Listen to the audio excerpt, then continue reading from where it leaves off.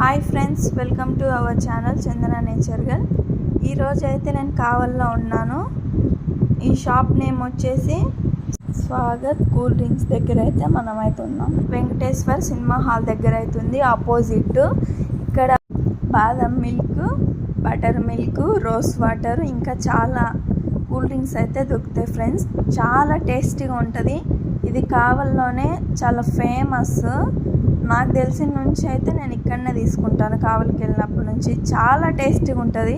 మీరు కూడా ఎప్పుడైనా కావలికి వెళ్ళి ఉంటే ఈ షాప్ని అయితే ఖచ్చితంగా విజిట్ చేయండి, టేస్టీ చేయండి.